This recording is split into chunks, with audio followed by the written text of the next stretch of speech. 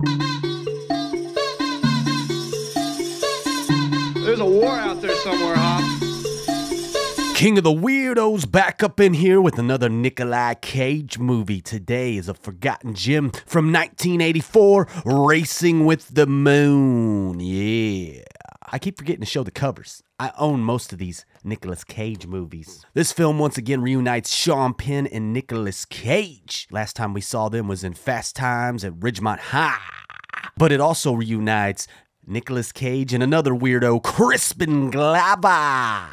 Yeah, last time we saw them was in that TV pilot, The Best of Times. Remember that? The movie is set in Pontmuir, California, 1940 deuce. The movie follows Sean Penn's character, Henry Hopper Nash. What a great name, right? Hopper. Nicolas Cage plays the best friend's sidekick, Nicky. Yeah, they didn't try too hard coming up with a new name for him, did they? It's pretty generic. Every scene Nicky's in, he's down in the liquor. He's getting drunk. Mr. Lee, is this you talking or the liquor? Randy.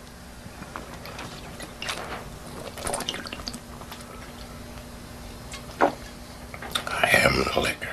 Yet again, we got another coming-of-age story. So how does this one stack up against the rest? Well, let's race to the moon and find out. Well, it doesn't really take place on the moon, but it'd be a lot cooler if it did. Cage and Penn both work at a bowling alley. They reset the pins. Looks like I'm jerking a dick, but I'm not. You know, I never really thought about how they did that before the age of machines. It's kind of interesting, but it looks like a lot of work. Old Glover's being an asshole and keeps bowling before Penn can set the dicks back up. So old Penn fucking knocks him in the face. Yeah, take that, Glover. And that's all we ever see of Glover. He's out of the movie after that. He's a one-hit wonder.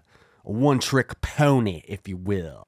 Anyway, what's this movie about, huh? That's why you are here, huh? You want me to tell you everything? Well, I'm not gonna. I'll tell you some of it. Cage and Penn have both been drafted to go overseas to fight in World War II. Yeah, they're playing the real Call of Duty. They're manning up. The movie depicts the final weeks leading up until their departure to World War II. And of course, there's a love story between Hopper and Elizabeth McGovern's character, Caddy Winger. What kind of name was that? Caddy Winger. Wasn't Winger a band? I remember that kid in Beavis and Butthead always wearing the shirt. There's a scene where Penn follows her home by like hopping onto her taxi or something, or bus. I don't know what that is. Stalker alert. Yeah, I don't get it. All these 80s movies had pedophiles and stalkers, and it's just brushed off as he's eccentric and charming. Well, I don't know. That shit don't fly today, here in 2023. It's creepy. I don't know. Maybe it was just a different time back then. After she exits the cab, Penn sees her enter like a giant, fabulous mansion, and he thinks she's rich. And that's kind of the whole theme of the movie, is the rich and the poor. He thinks she's rich, and she's not. You know, he finds out later, blah, blah, blah. Drama. Yeah, and you know, the rest of the movie is just, you know, Sean Penn trying to find love before he's shipped off to the war. That's the gist. I'm not gonna ruin the whole movie for you. Go watch it yourself. All right, I'll give away the ending. The whole time, Nicolas Cage is a ghost. Anyway, I'm gonna keep this short and sweet. I'm not gonna go into too many details. I would highly suggest this film. I enjoyed it. But what do I know? I've only seen every Nicolas Cage movie 127 times, and they keep getting funnier every single time! You know, I will say this banging scene is kind of awkward. What is that music? That is weird. That is too whimsical for getting your dick wet. But what is this, a Hallmark movie? You know, I'm not sure why this movie's been forgotten to time. It's really good. Maybe because it was set in the 40s. People don't like that decade. No one cares. But I find it charming, and I enjoy it. Every time I go back to it, you know, I think it gets better with each watch.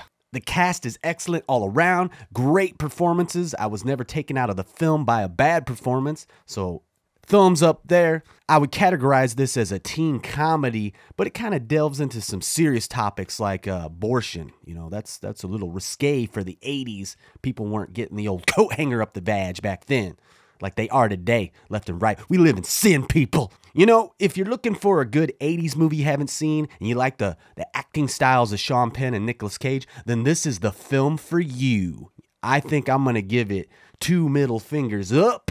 I think it's tasty, and it also has this great cage out scene.